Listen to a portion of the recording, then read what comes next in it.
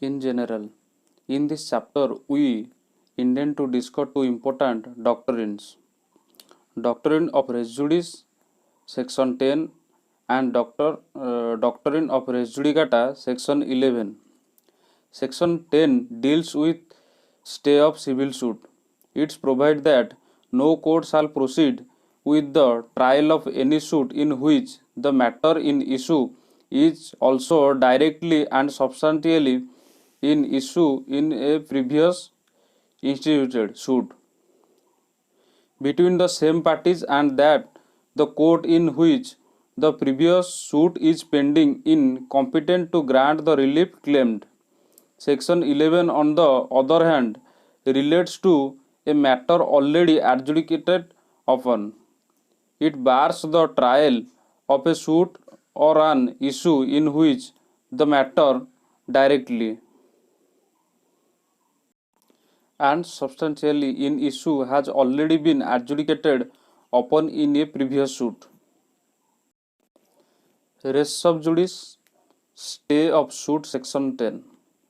First of all, section 10. No court shall proceed with the trial of any suit in which the matter in issue is also directly and substantially in issue in a previous instituted suit between the same parties or between the parties under whom they or any of them claim litigating under the same title, where such suit is pending in the same or any other court in India having jurisdiction to grant the relief claimed, or in any court beyond the limits of India established or constituted by the central government and having like jurisdiction or before the Supreme Court.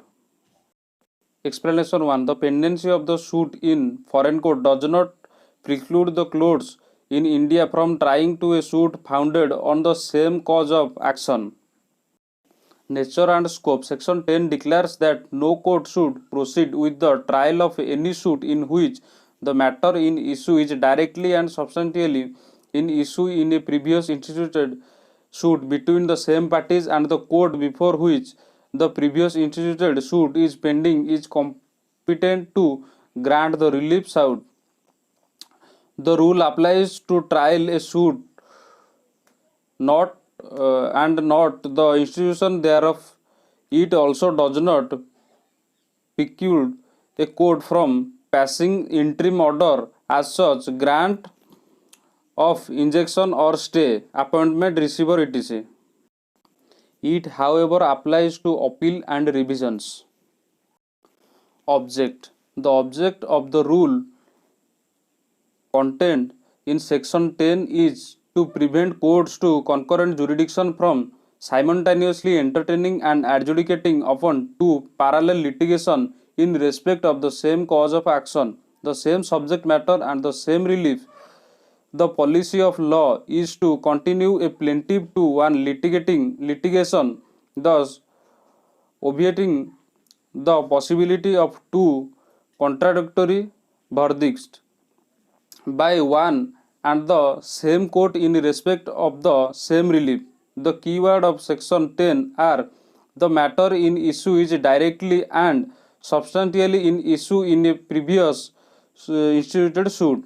Hence, when the matter controversy is the same, then only section 10 applies. When it is different, the section has no application. Condition. For the application of the section, the following condition must be satisfied. First point is, there must be two suits, one previously instituted and the other subsequently instituted. The matter in issue in the subsequent suit must be directly and substantially in issue in the previous suit. Both the suit must be between the same parties or their representatives. The previously instituted suit must be pending in the same court in which the subsequent suit is brought, or in any other court in India, or in any court beyond the limits of India established or continued by the central government or before the Supreme Court. The court in which the previous suit is instituted must have jurisdiction to grant the relief claimed in the subsequent suit. Such parties must be litigating under the same title in both the suits.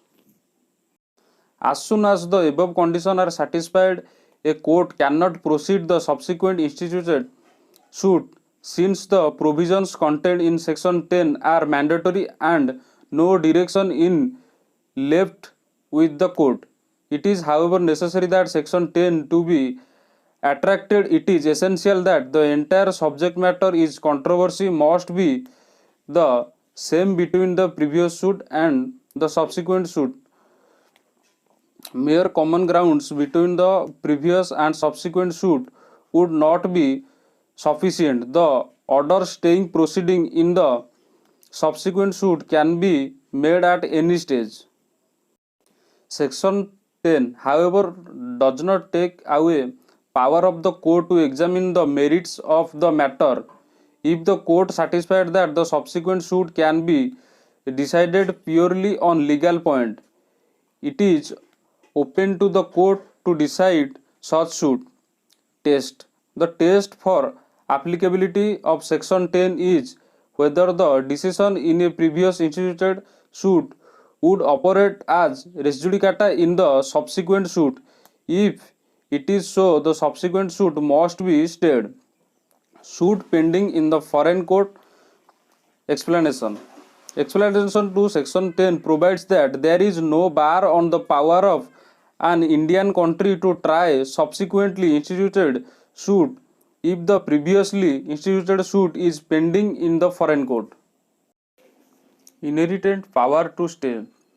Even where the provision section 10 of the code do not strictly apply, a civil court has inherited power under section is to stay a suit to achieve the ends of justice. Similarly, a court has inherited power to consolidate different suit between the same parties in which the matter in issue is substantially the same. Consolidation of suit. Since the main purpose of section 2 is to avoid to conflicting decision, a court in appropriate case can pass an order of consolidation of both the suits. Contravention effect. A decree passed in contravention of section 210 is not a nullity and therefore cannot be disregarded execution proceeding. Again, as stated above, it is not only the trial and not the institution of the subsequent suit which is barred under this section. Thus it is laid down rule of procedure pure and simple which can be waived by a party. Hence, if the parties waiver their right and expressly ask the court to proceed with the subsequent suit, they cannot afterwards challenge the validity of subsequent proceedings. Interim orders. An order of stay of suit does not take away the power of the court from passing interim orders. Hence, in a stayed suit, it is open to the court make interim order such as attachment before the judgment, temporary injunction, appointment receiver, amendment of plaint or written statement. Thanks for watching. To subscribe, hit the bell icon, turn on all notifications.